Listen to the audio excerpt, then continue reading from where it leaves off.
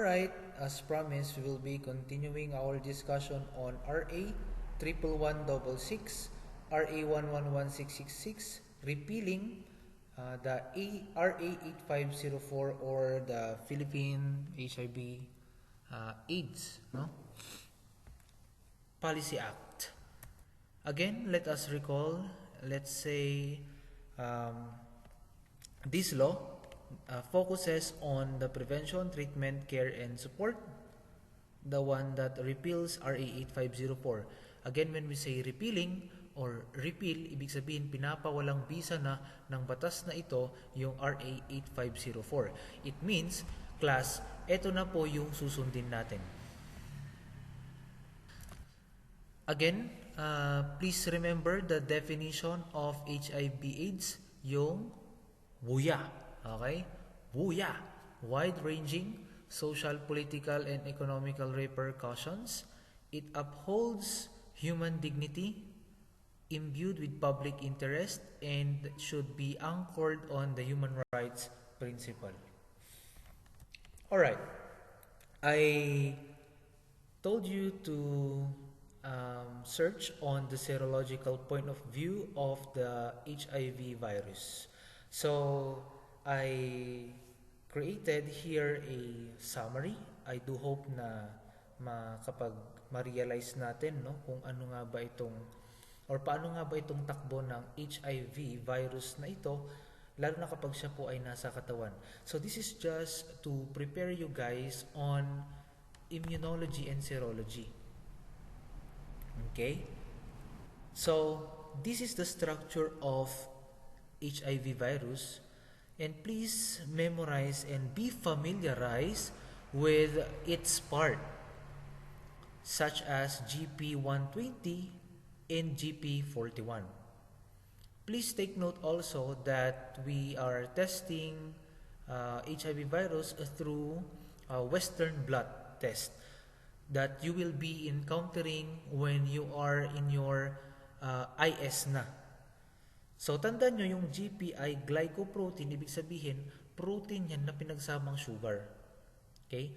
At ano po yung tawag dyan sa structure na parang merong arrow-arrow? Ang tawag po dyan ay spike. Okay? Spike po yung tawag dyan. And as you can see, there is a reverse transcriptase there inside the core of HIV. Okay, so, ano ba yung point natin dito? Kapag yung HIV nasa katawan, again, HIV, the virus, when it is inside your body, pinapahina niya yung resistensya or yung immunity natin. Okay? Actually, itong virus, pinupuntirya niya mismo yung white blood cell o yung sundalo ng katawan natin. Okay? At kapag kayong person na mayroong HIV na tamaan, na puruhan, bababa yung resistensya ng kanyang katawan, bababa yung mga sundalo ng kanyang katawan, and the result will be syndrome. Because the immunity of a patient will be compromised or weakened. Ang tawag na dyan, acquired immunodeficiency syndrome. Bakit siya acquired? Kasi nakuha mo siya, okay, through mating. That's why it is acquired. It is not innate. Nakukuha mo siya. Na-acquire mo, humina ang katawan mo, immunodeficient, and then nagkaroon ka ng syndrome. AIDS ang tawag dyan. Okay? And the one that causes AIDS is HIV. Okay?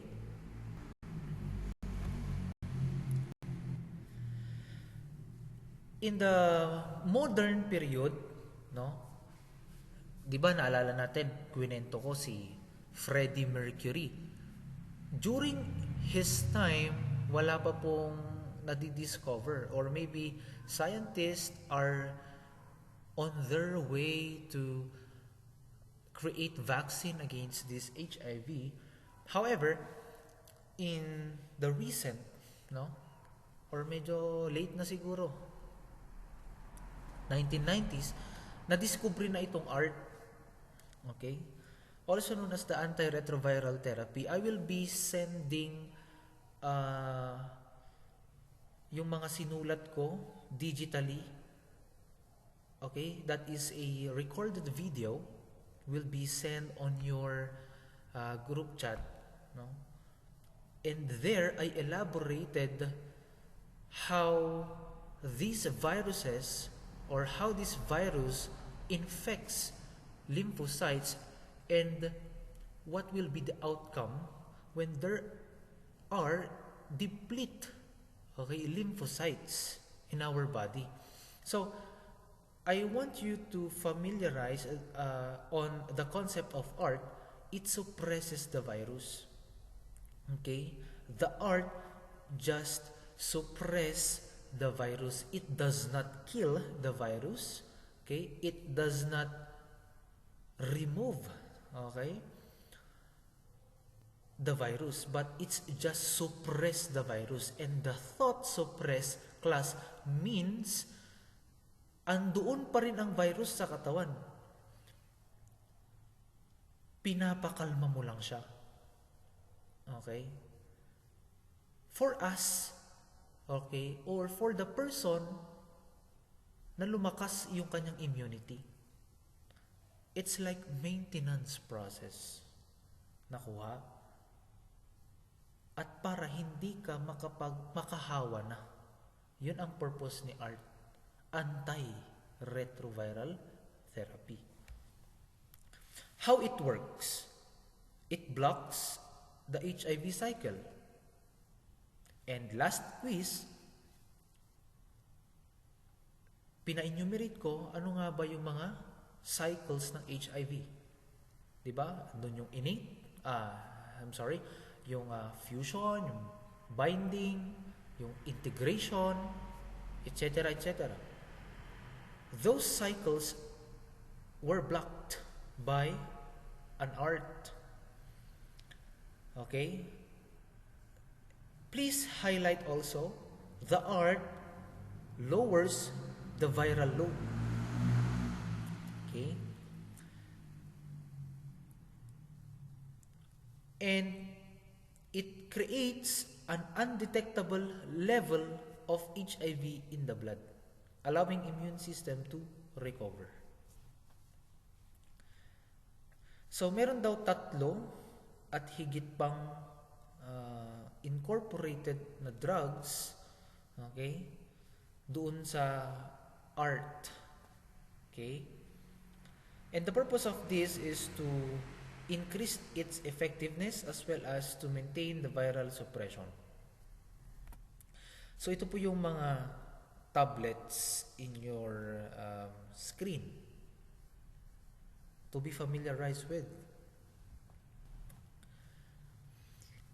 Okay, so ang ART, pinipigilan niya, okay, yung HIV doon sa, okay, yung pagkabit ng HIV doon sa CD4 cell.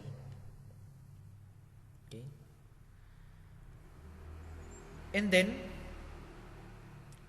nagkakaroon din ng fusion inhibitors. Tapos, please highlight the normal HIV process, no? It attaches to the CD4 receptor and co-receptors such as CCR5 or CXCR4. Guys, please familiarize with these terminologies kasi lumalabas po yan sa board exam at saka dun sa internship. Okay? Ano po ba si CCR5 and CXCR4? These are found at the surface of your CD4. Okay? Yan. Marker po yan. Okay? So, yung reverse transcription ay method din yan ng ART as well as integration. Okay? So, ang ginagawa ng ART, pinipigilan niya yung integrase. Examples, raltegravir, dolutegravir. Okay? The enzyme that block the integrase. Okay? And the result, of course, HIV DNA cannot integrate into host genome. I mentioned before that HIV has a reverse, okay, reverse process. Okay? In a normal cell, it should be transcription first followed by translation. While in HIV, it's the other way around. Okay? So we need to block, okay, the integrase enzyme inside the HIV para hindi siya dumami. Okay? ART makes the viral components fewer. And of course, it reduces the assembly of HIV. And of course, ART, no, inhibits the protease, okay, enzyme in the HIV. Okay, for this one, you may pause this or take a screenshot, no? Kasi ito pong mga components ng virus, mahalaga din po ito sa IS. Nilalabas po ito sa internship as well as externship. Lalo na yung function ng mga glycoproteins natin. Okay, please highlight that GP41 assists in the fusion of the virus. Basta GP41 fusion. 41 fusion. Yan. So, ano yung mnemonic ko dito? GP41 F4 I1. Pag nakita ko yung F at saka 1, GP41. Okay, fusion. Diba? Nakuha natin. And then, we have also GP120. Okay? Si GP120 kumakabit kay CCR5 tsaka CXCR4. Actually, itong mga components na ito ay mga protector ng virus. And please take note also of the P17 protein, okay, found at the viral envelope. And also the capsid P24. Yan. It protects the viral RNA and enzymes. So as you can see, kung titignan mo yung bahay ng virus, protektado yung kanilang mga components. Ayan. And please take note that HIV P24 antigen is used in diagnostic test. Lumalabas ito sa internship. Paki-highlight yan. Of course, you are familiar with those terminologies, no? Okay, so ano naman ang medtech law point of view? Ngayon alam na natin yung serological aspect at saka yung ng HIV, tapos yung treatment niya. Ano naman ngayon yung treatment in a medtech law perspective? How are we going to deal with the people or persons living with HIV? What are the violations? What are the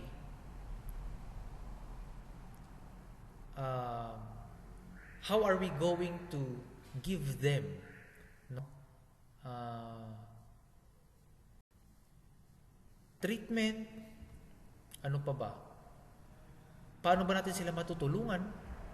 Paano ba natin sila i-guide? Okay, so may mga batas. Okay, actually itong batas, 'di ba? Yung RA 11166, it repeals now RA 8504. And then let's recall, there are things to be hampered during the human rights, no? Ang dealings na kasi ngayon natin dito, class, are tao sa tao. Okay? Tao sa tao. Bawal nating ibuli ang mga may HIV. Bawal mong pagpiestahan yung mga may HIV. Okay? Dapat tratuhin natin silang normal na tao. May karapatan sila. Okay?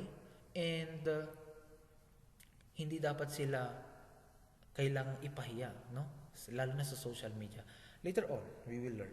So here are the 7 things to be hampered according to human rights. Kasi ang mga HIV persons, may karapatan din niyang mamuhay ng kapareha natin, ng mga walang HIV.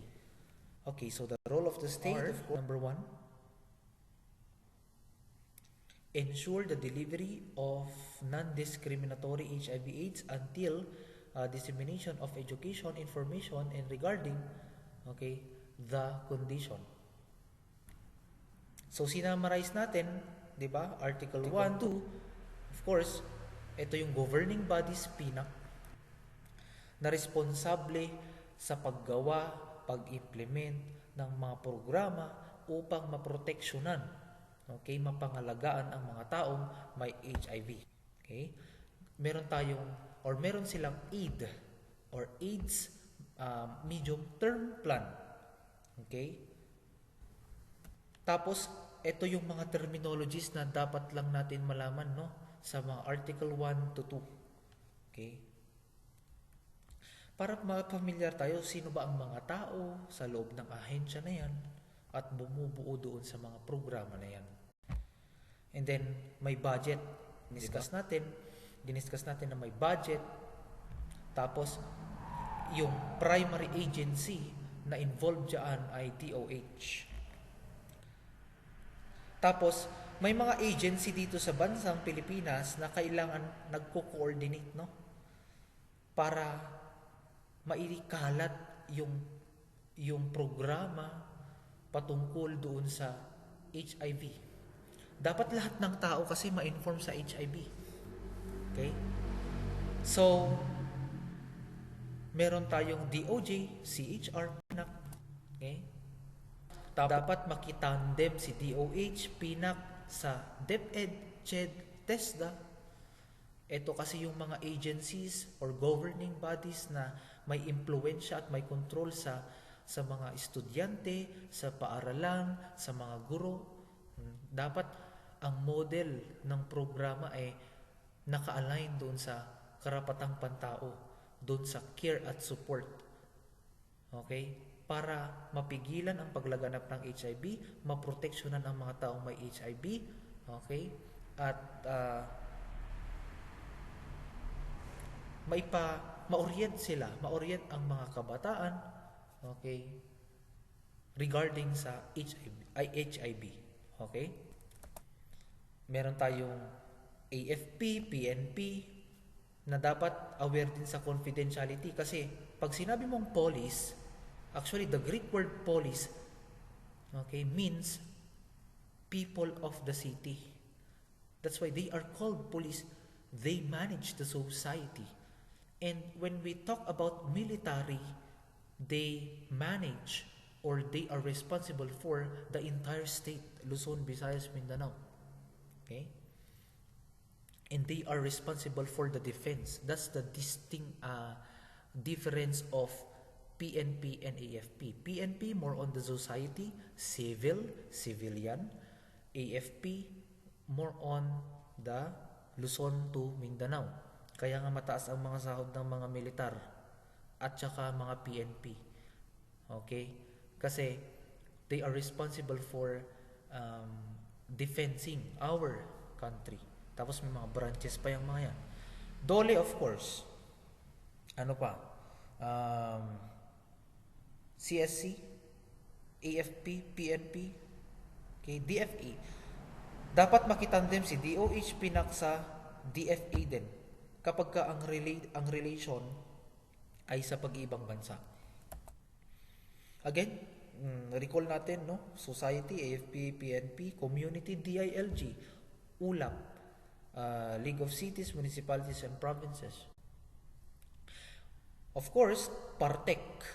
Yan po yung mnemonic natin para malaman natin yung role talaga ng PNAC. Okay? Provision of free testing, anti-discrimination, rights of protection, testing with consent, age dependency, tapos educational awareness and confidentiality of all results.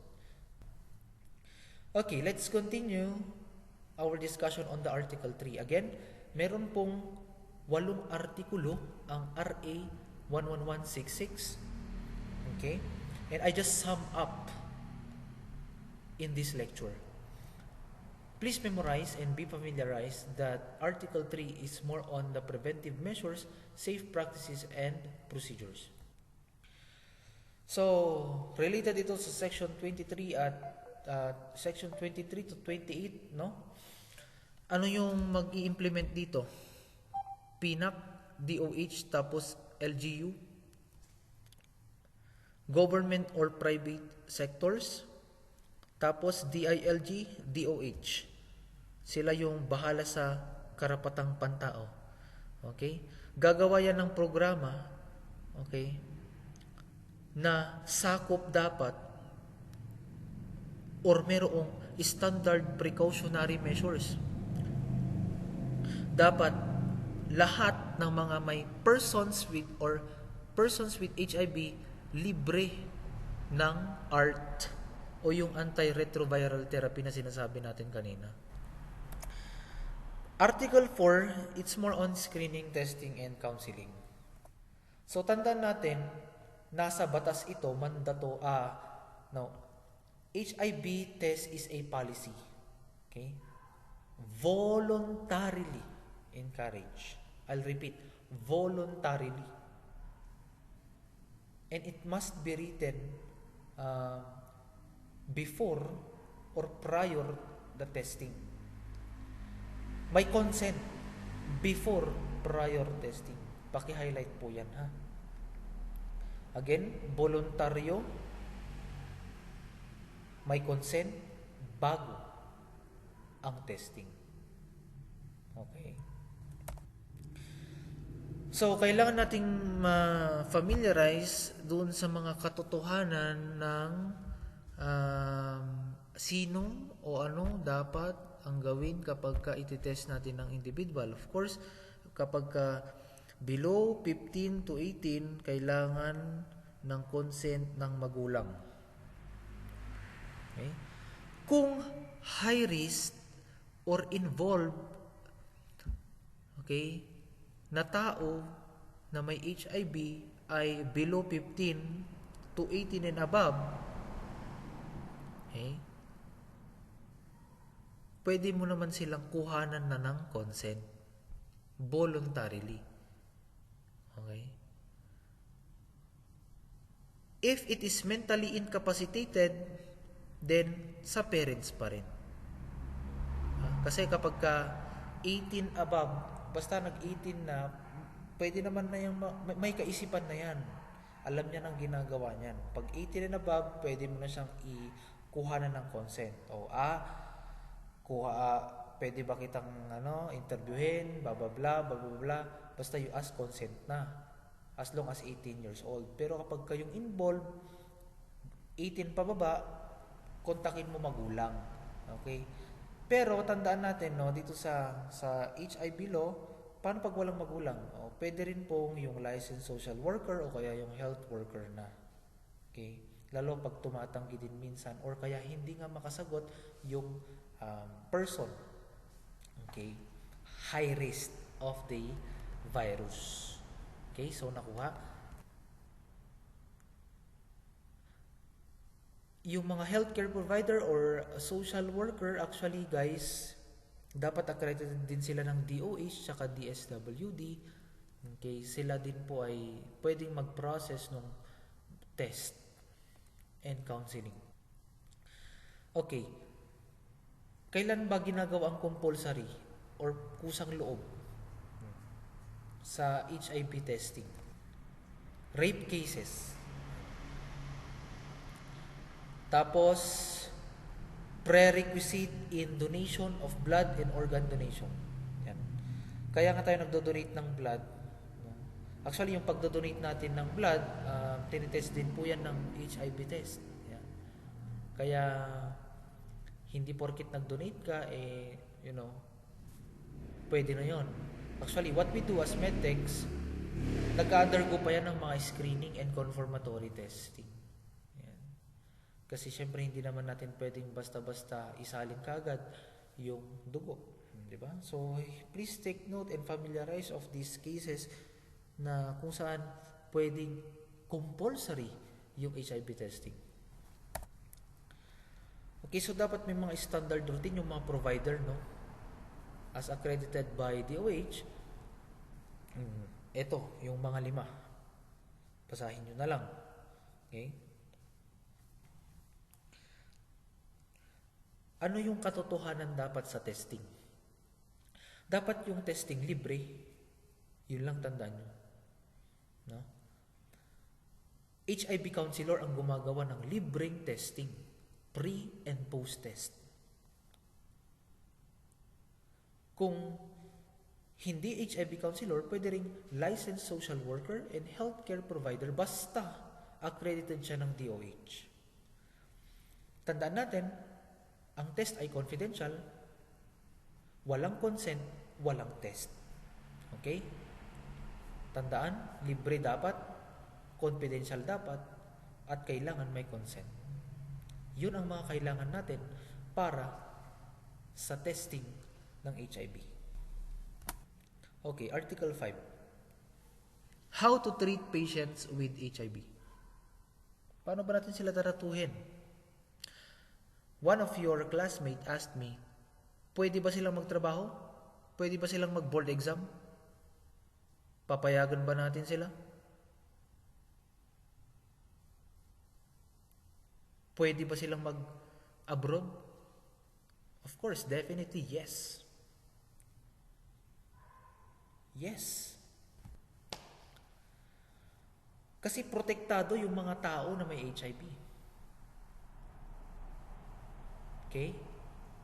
Ito ang sabi ng batas, libre at accessible yung art na meron sila.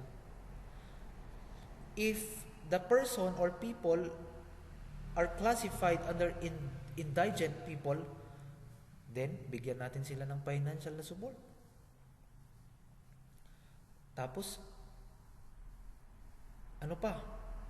Medical services. Economic empowerment. Hindi dapat sila dinideprive sa employment, livelihood, or microfinances. Of course, kung sa employment, hindi dapat bigyan natin sila ng karapatan. Ibig sabihin, kailangan nilang deserve din nila na makagraduate, deserve din nila na makapag-board exam, deserve din nila na matapos dun sa course na kanilang pinili. Tama? Kasi open sila sa employment, ibig sabihin, open din dapat yan sa education. Okay? Again, tandaan nyo guys, protektado po ang mga taong may HIV. Again, here are the governing agencies, no, that will ensure that the plan is being implemented and executed. DSWD, DILG, DOLE, and TESDA. Yung batas na ito dapat protektahan niya yung mga taong may HIV, nag-a-abroad, at pati yung mga may apektadong pamilya. Okay, so ito lang yung tanda ninyo. Anyway, I have provided the entire law, and if you want to read in details at masipag kayo, then you can read. However, I just emphasize here, no, when we are dealing with the persons living with HIV, kargo po yan, protektado po yan ng DSWD at saka ng DOH. Okay? Lalo na ho yung mga bata, pamilya, at saka yung partners nila. O tignan nyo guys, nagiging si Robin Padilla na ho ako dito. Mga tol, no? Kasamahan ko nga po sa mga kongreso, mga tol. Tandaan ho ninyo, no? Join forces ang DSWD at DOH when it comes to counseling and promoting the welfare of these, no? And management of protecting persons with HIV. Sir, pwede bang mag-abroad? Of course, pwedeng mag-abroad ang mga tao na mayroong HIV. Sino yung mga bodies dyan? DOH, DSWD, DFA, Bureau of Quarantine, International Health Surveillance. So, di ba? Kasi minimaintain din nila eh. Ini-ensure din nila na yung mga programa, okay, dapat stigma-free yan. Okay? Dapat may care and support yan. Economically, socially, medically. Okay? Lalo na for overseas regardless of employment status and migration. Pati apektadong pamilya. Cargo niyan ay DSWD, DOH, tsaka LGU. Dapat may programa na pang-edukasyon. Ipopromote mo diyan yung assistance, no? Tapos dapat ma-implement sa kanila yung HIV test tsaka management, no? Lalo na yung mga intimate partners, significant others, o kaya naman mga bata, di ba? Na unaware talagang naapektuhan. Kahit sa kulungan din, lalo at saka sa mga closed setting institutions, no? This is to support the Section 39. Dapat meron yan sa mga rehab centers, no? Actually, kasama na, ang kaganda naman dito, kasama din yung mga sexually transmitted infections. Sa bakti, maaral, saka sa IS, maaral natin yung mga STI na yan. So, kapag kulungan naman, mga tao sa kulungan, ang mga joint forces natin dito, DILG, DOG, DSWD, dito yung mga governing agencies na magmo-monitor, tapos magka-counsel nung mga persons, no, na may HIV. Tsaka dapat meron talagang counseling and testing access sa closed setting institution tsaka sa mga rehab centers. So, dapat meron sila. Then, when it comes naman to the government, okay, PNAC, CSO, DOJ, and CHR naman are the following that should ensure na talagang ito ay na continuous, no? Okay, ano naman ang covered sa government-related mga peer educators, lalo na sa mga institution, mapa-government or private man yan, dapat protektado pa rin sila. Who shall implement, okay, of course, the following: healthcare workers, social worker, HIV educators. Dapat protektado sila saan? Sa pag-aresto, civil criminal liability, tsaka sa mga lawsuits, no? Hindi natin kasi pwedeng i-bully yung mga taong may HIV, no?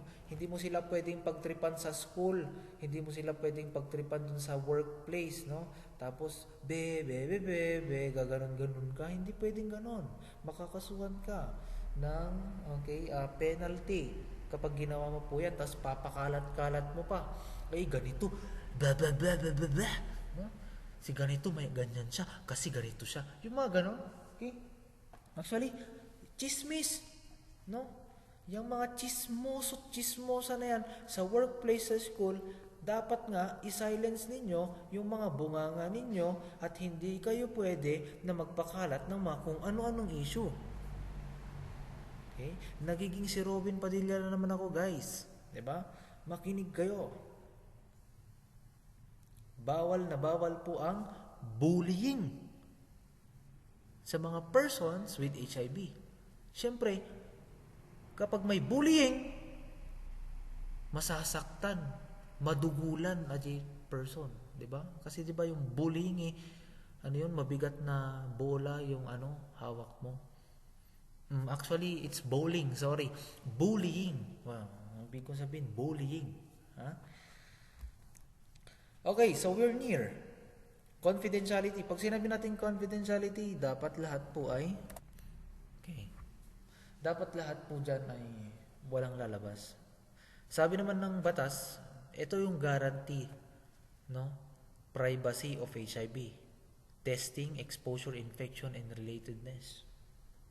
Kahit na yung sabihin mo na, ikaw ba ay under therapy, under treatment ng HIV, dapat secret yun, privacy yun. Okay. What are the acts that we may violate confidentiality and privacy? So ito yung tanong ko magiging purple ba ako kapag lumabag ako sa batas? Okay, kasi I violate, no? Actually, that's a joke, guys. So, kidding aside, ano ba yung mga akto para ma-consider you are violating the confidentiality and privacy of HIV. Okay, ito, nilista ko na. Disclosure, media disclosure, tapos disclosure of HIV test results. May mga detalye po yan sa batas natin. Pwede niyong basahin. Basta ang rule ganito. Pagka nag-positive yung isang tao sa HIV, dapat sabihan mo kaagad yung healthcare worker, social worker, at saka yung asawa mo kung mayroon man. Kailangan mo i-inform yung mga tao na nasa paligid mo o kaya yung partner. Okay? If nag-positive naman. Tapos, sabihin mo ito lahat sa professional, doktor, or counselor na meron ka. I-detalye mo, wag kang mahihiya kasi confidential naman eh. So, protektado ka nung professional na yon. Yung professional na yon dapat protektahan ka din. Tapos siya hindi masyadong magsabi ng mga impormasyon patungkol sa iyo. Kaya nga dapat person to person. Okay, so yun yung mga tapos mga rules dun sa part na to. Tapos yung exception natin. Pwede mo lang i-release yung information kapag may consent ang pamilya ng isang risk na exposed. If they comply the reportorial requirement. And if it is with the consent also of the healthcare worker, yan, pwede. Again, for the role of employees, government heads, public, private, tsaka local chief executives ng bansang Pilipinas, prevent or deter what? Discriminatory acts against PLHIV.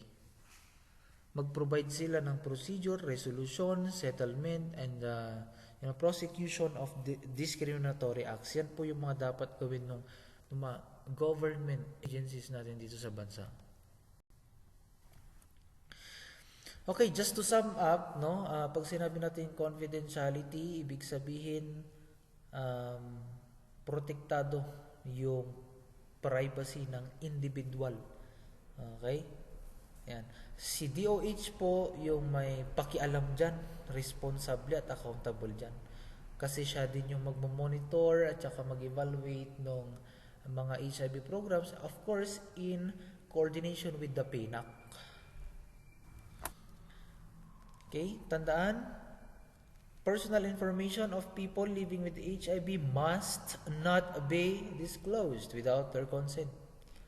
Data gathered for reports or studies should be anonymized. Ibig sabihin, anonymous lagi. Hindi mo pwedeng gawing patient Tanggol Montenegro. Hindi pwedeng ganun. Bahala kung anong patient A, patient 1, basta anonymous. Parang sa diba parang yung mga comments ninyo sa UB files, diba anonymous kayo doon, dapat ganun. Okay, only authorized personnel can access sensitive records. Violation, of course, may karampatang parusa po yan. Okay, Article 7 talks about discriminatory acts. If you wanna read the following, okay, the following are prohibited. It means a state should not do or enable the high risk to fill the following: workplace discrimination. Okay? Again, protektado po sila, may programa po sila, ang RA 11166 regarding sa mga persons living with HIV. Okay? Bawal po silang ipahiya, or ibuli-buli sa workplace kung nasan man sila. Okay? Tapos, pwede silang mag-abroad. Hindi sila pwedeng bawalan. Nag-gets nyo ba? Tapos, hindi rin sila pwedeng kasi pagbabawalan mo yan sa pag-travel, halimbawa sabihin mo, ay, positive ka, ay, may history ka, labag din po yan sa batas. Kasi nga, diba, protektado sila. Meron naman ngang mga libreng art or therapy na binibigay sa kanila para mapalakas sila. So, lahat yan libre, lahat yan sakop ng batas na yan. So, pwede silang mamuhay ng kagaya sa mga taong wala talagang HIV. As in normal person. Ganun. Yun. Tapos, bigyan nyo sila pa rin ng mga credit insurance kasi bawal naman silang hindi sali. Okay? And so on and so forth. Kasi, kapag halimbawa, lumabag tayo sa RA 11166, no? Meron tayong mga ano dito, parusa. Lalo na kapag misinformation, tapos misleading, pwede kang makulong. 1 taon. Bayaran mo, 50,000 to 500,000. Diba? Tapos pag halimbawa ng mga distributor yung nahuli ng mga drugs, devices or agents that na dahilan ng HIV o kaya magkukos ng HIV, 5 to 10 years imprisonment yan. Tapos multa 50,000 to 5 million according to section 22. Tapos pag violator ka, pwede kang makulong ng 1 to 5 years. Tapos ang multa mo or yung fine mo 100,000 to 500,000 according to section 24. Guys, I have ito pala, gusto ko lang i-share, no? Sa ibang bansa, hindi ko alam kung US, basta western country, alam nyo ba na medyo loko-loko talaga yung mga tao doon kasi yung mga cubicle at saka yung mga kubeta, yung mga tissue, no? Doon sa mga public comfort room, tinuturukan nila yon guys tinutusok nila ng syringe. Ang ginagawa nila, syempre, kapag ka yung person na may HIV, no, syempre, galing sa kanya, yung tinusukan niya yung sarili niya, pagkatapos itutusok niya doon sa mga tissues, doon sa public comfort room. So, ganun nga eh. Ewan ko if that's in the US, no? Or basta western country na nakita ko lang. Sana naman actually umaasa ako sana prank lang yun, sana hindi yun totoo, pero napakasahol po kasi kapag kung isipin na ganun po yung ginagawa dun sa ibang bansa. Well, buti na lang dito sa Pilipinas, no, kailangan pong maproteksyonan ang mga ganyan at dapat talaga meron pong mga yun nga, governing bodies na talagang strictly will implement those things. Kasi grabe, no, pupunta ka lang ng SM, tapos paano kapag na-CR ka doon, naihi ka doon, tapos yung tissue makikita mo mga tusok-tusok, no? Tapos pupunas mo sa, 'di ba? Pwedeng nakakahawa din po 'yon. So it's a bad thing, bad decision that the person will do. And of course, to end up RA 11166 is it has yung Article 8 focuses on section 52 to 57. You may read the entire article. However, just to remind you, repealing clause po niyan ay RA 8504. Pag sinabi nating repealing, ibig sabihin pinapawalang bisa na yung RA 8504, and meron tayo dyan yung effectivity clause, of course, found in section 57, and separability found on section 56. Okay guys, so please review for the upcoming midterms. Thank you very much for your time na manginig, no, dito sa lecture natin.